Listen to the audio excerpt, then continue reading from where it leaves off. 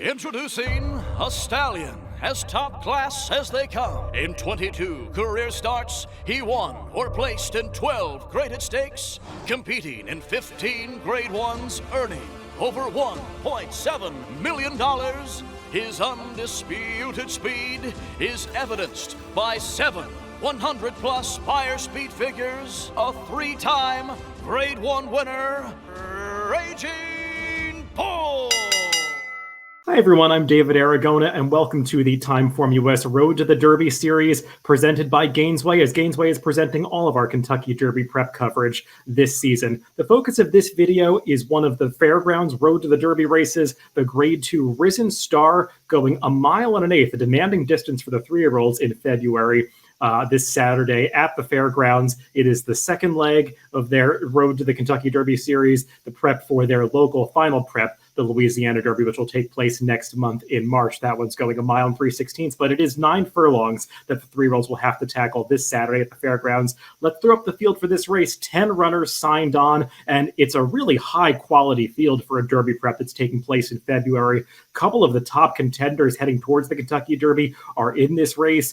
Smile Happy, the winner of last year's Kentucky Jockey Club, who is at the top of a lot of people's Kentucky Derby list right now. He was installed as the 7-2 morning line favorite. Still lukewarm favorite, though, because there are a lot of other runners with credentials in this race, like Zandin coming out of the Remsen. He was the runner-up in that race. Slow Down Andy, who did defeat Messier in his last start when he won the Los Alamitos Futuri. And then a group of local runners that is headed by Epicenter, who we just missed in the Lecomte Stakes last month at the Fairgrounds. And speaking of Epicenter, let's take a look at the TimeformUS pace projector for this race. And no surprise to see him shown out on the front end. This is a pace projector that does feature a few speeds, but Epicenter clearly the fastest of them in the early going, as he is expected to clear off to the front end. Not really a big surprise, because he was the early leader through some pretty fast fractions in the Lecomte last time. Among the horses that could press him are Papa Cap, the number 1, who was stalking the pace in that Lecomte, the same race, as well as Slow Down Andy, another stalking type,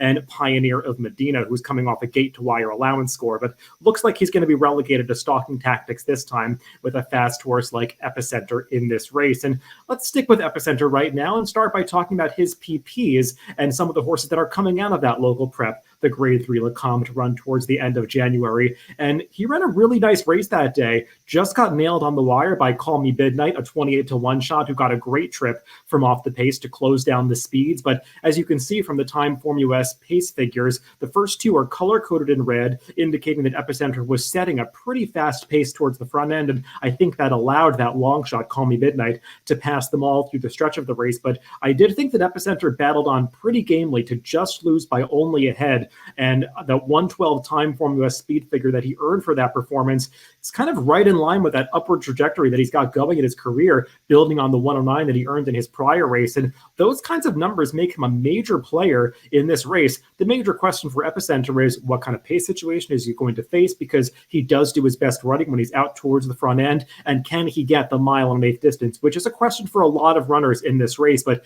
Epicenter is a big, sturdily built kind of horse, son of Not This Time, and I think he's going to be just fine over the distance. Really, for me, it's just a question of how much pace pressure gets applied to him in the early going.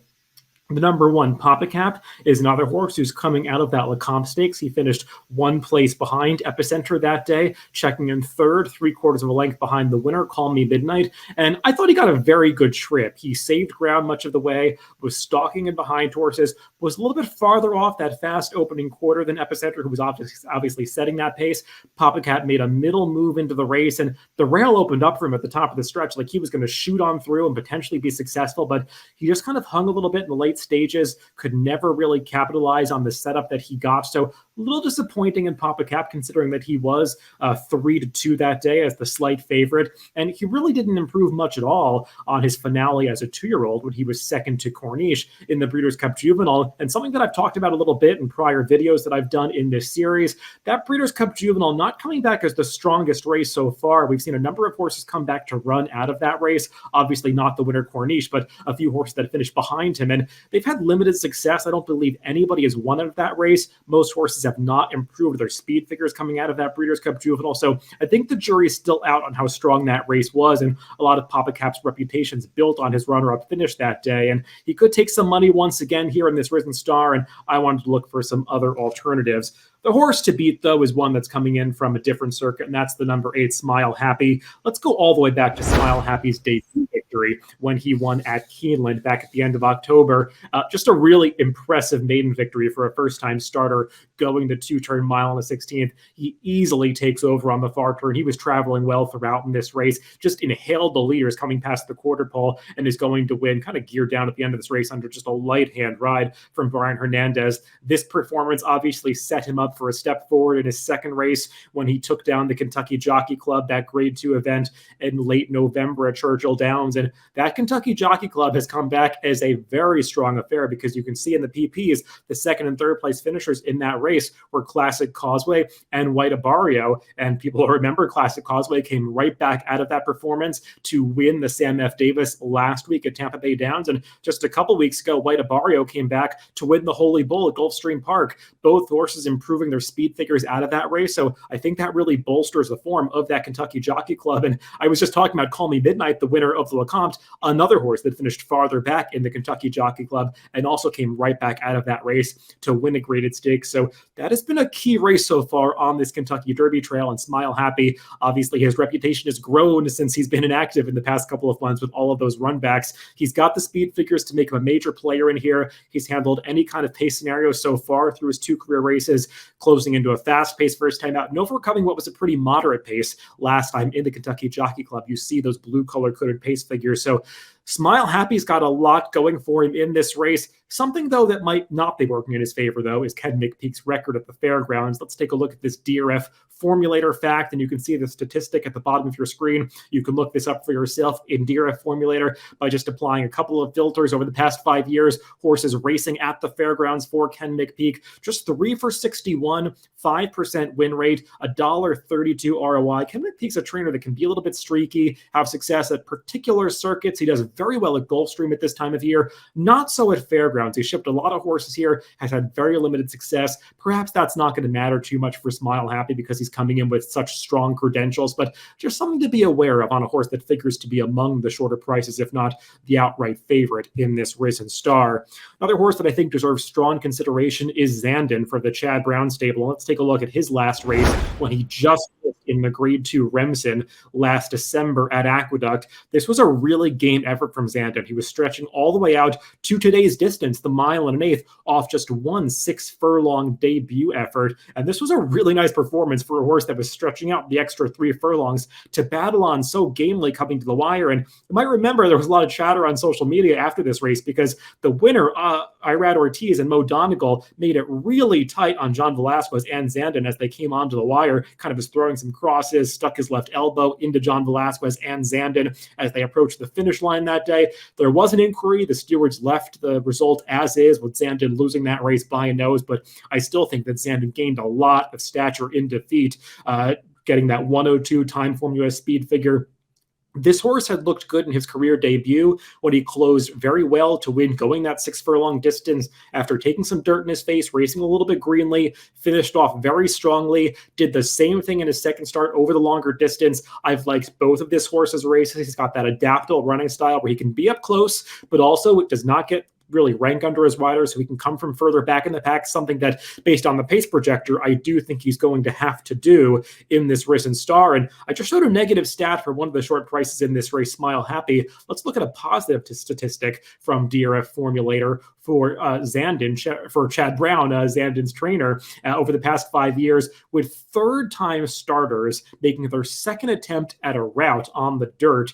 Chad Brown is 23 for 63, a 35% win rate with a $2.29 ROI. I think what that says about Chad Brown is when he stretches these horses out, he's not always right the first time. Actually, Chad Brown's stats first time in a route race with second time starters, not that strong, a very low ROI, hovering just over $1. But over the long run, when these horses make their second start in a dirt route, he does very well with these runners and even does well with last out winners or horses that ran well in their prior races. So not that concerned that Zandin actually ran pretty well in his route debut last time in the Remsen. And I think that's going to bode very well for Zandin's chances in the Risen Star on Saturday at the fairgrounds. Another horse that's coming off a strong performance in a graded stakes race is the number 10, Slow Down Andy. And let's take a look at his last out victory in the grade 2 Los Alamitos Futurity. And it should be noted, he beat a pretty good horse in this race when he fends off Messier to the wire. And many people will remember that Messier came back out of this race to just smash a field in the Robert B. Lewis very recently, winning that race by 15 lengths with a gigantic speed figure. I think a 103 buyer, a 127 TimeformUS speed figure. So Slow Down Andy has beat the best horse that we've seen so far on the Kentucky Derby Trail. And look at Slow Down Andy's body language in this replay. I think it's really interesting. As they came to mid-stretch, he was kind of lugging in a little bit. It seemed like he resented being hit with the whip by Mario Gutierrez. And when he straightened him out and just kind of hand rode him to the wire, that's when Slow Down Andy was eventually able to put away that rival to his inside Messier. But I think that victory proved that Slow Down Andy still has some things to figure out. He's kind of green in his races. He tends to lug in a little bit. Not something that you'd love to see with a horse that's already made 3 career starts, but there's definitely talent here. That 109 TimeformUS speed figure that he earned last time out puts him right in the mix with the main contenders in this race. His pedigree is one that maybe would make you doubt a little bit that he wants to go a whole lot farther than a mile and a 16th. He's a full brother to a horse that raced for Doug O'Neill, that kind of topped out at a mile, a pretty good horse at that, Team Merchants. So we'll see if Slow Down Andy can get the mile and an eighth here, but he did beat a very good one in that last out victory, Los Alamitos Futurity. Another horse that you might want to consider in this race that is an up-and-comer is the number 4, Tawny Port, one of 2 runners in this race for the powerful Brad Cox stable. And actually, both of Brad Cox's runners are undefeated, 2 for 2 in their careers, though this one, Tawny Port, is going to be trying the dirt for the first time after handling the Tapeta surface in his first couple of races at Turfway Park. He was very visually impressive when he won that debut race back in December. You can go back and watch that replay for yourself, but he looped the field on the far turn to win off by over 6 lengths. A little bit more workmanlike last time. Some other horses in that race, like the runner-up, had some trouble mid-stretch, had to wait in traffic, and kind of took a good run at Tawny Port in the late stage to see that horse was a little bit saved by the wire. Hasn't run particularly fast speed figures yet, topping out at 95 so far. He's going to have to run a lot faster as he makes his first start on the dirt here, and I'm a little bit dubious of him actually improving on this surface. He's a half-brother to a horse named Broadway Lady, who was really best on the turf racing up at Woodbine, so we'll see if the dirt is ultimately going to be the preferred surface for Tawny Port. One more horse that's coming out of an allowance victory that you might want to consider is the number 6, Pioneer of Medina. Todd Pletcher is always dangerous on the Kentucky Derby Trail, and this is his runner in the Risen Star. He's coming off a victory going the mile and the 16th distance at the fairgrounds last time, so he's got that positive experience over the track, but I thought he got a pretty good trip that day, was able to set a fairly moderate pace in a spot where some other horses had a bit more trouble in behind him, particularly the third place finisher Stellar Tap had a bit of a trip that day. So I thought the Pioneer of Medina was maybe a little bit lucky to win at 7-1 in that spot. Only got a 100 TimeformUS speed figure, which is respectable, but he's going to have to step up his game to beat a much tougher field this time in the Risen Star, and he's going to have to deal with some other speed on the front end, like the number 5 Epicenter. So I wanted to veer in the direction of that horse and some others in this race. So speaking of that, let's throw out my picks for this race. I'm going to put the number 7 Zandin on top. I like that trainer stat that I showed for Chad Brown with the horses stretching out, second time route, third career start. And Zandin, I really was impressed by the way that he battled back in the late stages of the Remsen last time, going the same 9 furlong distance. So I like his chances in this Risen Star on Saturday. I've got that likely favorite Smile Happy in second. Really not too many knocks against him. I showed that negative stat for trainer Ken McPeak, but I love both of Smile Happy's races and think he's going to be pretty tough to take down in this race. And we'll see how far that number 5 Epicenter can take him on the front end. I do think he's a dangerous gate to wire threat, but this is a much tougher field than the one that he faced in the Lecomte last time. So the number 7 for me is my top pick in the Risen Star. Thanks to Gainesway for presenting this video, and good luck if you're playing the races this weekend.